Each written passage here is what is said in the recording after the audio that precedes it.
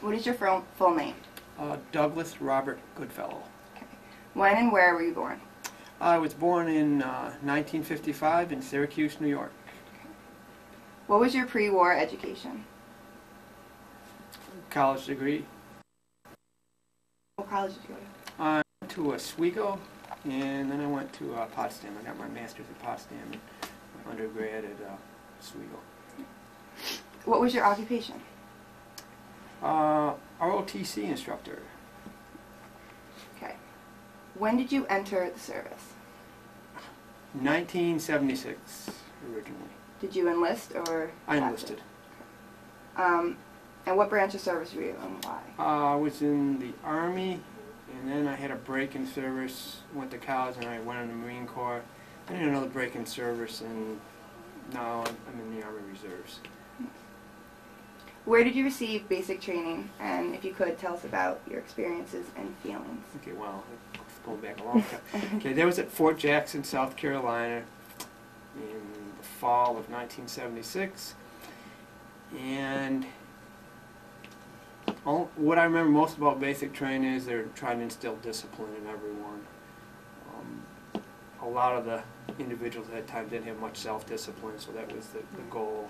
The skills we learned were quite simple skills, but the discipline was something that really stuck with me. All right. For the military service, what were your exact, well not exact, but the dates of service? I'll make this simple, from 1976 to the present. Right. And what was your specific training? I've been trained as an infantryman, as a drill instructor at one time. I was an officer in the Marine Corps, I was with an infantry battalion. I was also a motor transport officer. I've been a combat engineer officer, and presently I'm civil affairs officer. What was your unit or your ship assignment? When I went to Afghanistan, it was 492nd Civil Affairs Battalion. And they were out of Phoenix, Arizona. Do you have any, like, the battles you fought in, if you can remember in chronology? I really didn't fight in any, major battles or anything like that. So, how did you feel about combat?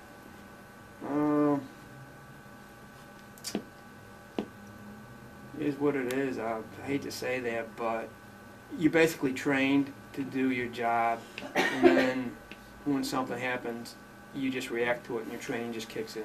Right. Some of the soldiers were a little slower, and you have to kind of like, okay, come on, you know what you got to do, let's do it, whatever it has, the duty was. Being an officer, my basic job was to, lead, make sure things were getting done, and that's what I did. Did you receive any medals or citations, and why did you receive them if you did? Let's see. I got several medals. I got a Bronze Star. Let's see. I got a Army Commendation Medal. The Bronze Star was basically for the whole year there of just what I did. I did a good job. But the commendation was we had a IED, that's an improvised explosive device, go off on a suicide bomber. Produced a lot of casualties among the civilians there, and what I did mostly was the medical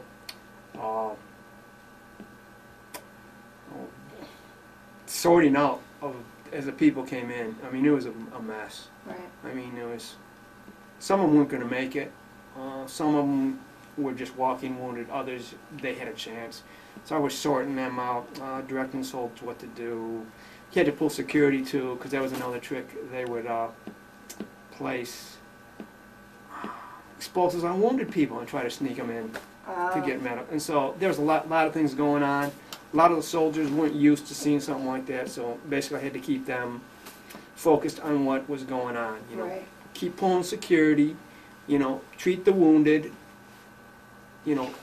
But we got to sort them out because we had so many, and we had a small medical team. We couldn't take care of all of them at once, and so the walking wounded, we just put them over the side. The ones we call expected, they weren't going to make it, and you knew that. a quick look at them. We put them in another area, and then the ones who could be worked on and saved, whatever, we got them into the to the surgeons, and they would, you know, perform operations and whatnot. And that took about half a day. I mean, it was just constant, you know, streams of people coming in, because this guy, when he blew himself up, he did it in the crowd, and he just took out a lot of people. Right. It wasn't the first time it happened, but it was the first time for most of the soldiers who've been there, and we get more experiences later on. And after that, it just, I wouldn't say routine, but it was like we knew the drill. Right. Wow. Okay, so for the military life, how did you keep in touch with those at home, and how often? Email, letters, even phone. I mean, yeah, the place I was located was out in the middle of nowhere. It was living in the Middle Ages, but we had regular email access, and that was what was kind of surreal about it. You'd be emailing back and forth, whatever, and you know, a couple hours later, you're going on a mission outside the gate into a combat situation. So it's kind of strange at times, and you're really not telling folks what's going on. Right. You're just saying, you know, we just got a mission today, and you know, it's routine, whatever, and that's basically all you'd say about it. But then you know, 1 minute you're doing that on your keyboard, and the next, you know, you're getting your gear together and going out and doing what you have to do. So a little different from. How often do you think that you caught, like, a week? Was it not a week, or was it every month? Keeping in touch with those at home. Yeah. I mean, we had, I don't know, probably 100 of us in the forward operation. Probably had 20 to 30 computers like this, more or less, where you could email back home. Oh, I mean, it was, we were lucky. We were with special operations, so we had a lot more assets than most units had. Right. So we took advantage of it. What was the food like and the supply you were getting? Food wasn't too bad. Monotonous though. It depended what the cooks did with it, because our cooks came and went, you know. We get every Friday we got either steak or lobster tail, which was great. Sometimes though, the lobster tail, what they did to it was a crime. I mean, they'd either boil it so much that it was tasteless, or they wouldn't cook it enough, and it'd be like eating rubber. After a while, oh well. Right. It was food. What would you say your most memorable experience was, and why? Oh wow. Probably I'd say my job basically was rebuilding the infrastructure in the province I was in. So probably when we actually got the villagers to take control of these projects, where they were actually doing them, we'd give them the materials, but they would actually do the work, and that was the whole idea. Because they look, well, you're the United States, you know, we want this and that, and it says, well, we'll give you materials and tools to do it, but we're not going to do it for you. We're trying to make them solve their own problems. That's the whole idea. And in Afghanistan, the area we were at, they have a huge problem in the spring when all the snow melts, flooding, and so we had them building dikes, dams, culverts, wherever you want to call them, so when the water comes down from the mountains, there's huge mountains all around us, it wouldn't flood out their homes, because the homes are made of mud, in their fields, and take the topsoil away. So they built these, you know, walls just to divert the water so it went into the stream, etc. And for them, it was a huge improvement, because after the floods came, they'd collect the water, you know, and they'd have it for most of the summer, etc. And they could grow their crops, and they wouldn't, you know, lose their homes and everything else. That seemed to be their basic problem. Right. Every year they had the flood, and it was like more of their soil got washed away. So that was probably the best thing that we did in that whole province. And we had 50-some villages involved in this. So we had a huge number of people doing this. How would you say that you feel about your military experiences? It's been very positive. I've got to go all over the world. Met a lot of different people. Been, you know, a lot of different situations that have been, you know, quite enjoyable. I mean, been all the United States. I've been to Europe, Africa, you know, Afghanistan. So, you know. enjoyed every minute of it.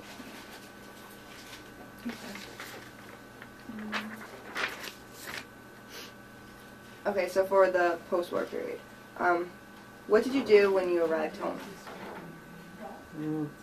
Just took some time off. Went on vacation. Just kind of did nothing. I mean. Did you have an occupation or anything? Oh yeah, yeah. And I just basically said, well, I'm back. I got back in June, and I went back to work, I believe, middle of August. So I took basically the whole summer off. Right. I mean, I went 2 weeks up in Canada and vacation there, etc. So kind of did nothing for a while. Do you belong to any veterans organizations, and which, and are you active? Surprisingly, I don't. Probably when I retire, I will. But right now, I'm just so busy, whatever. I have contacts with them, you know, the American Legion, the VFW, etc. But I haven't joined or anything like that. Have you attended any reunions of any sort? And if you did, when and where? No, not really. I guess when you get older, you start doing that stuff. Right.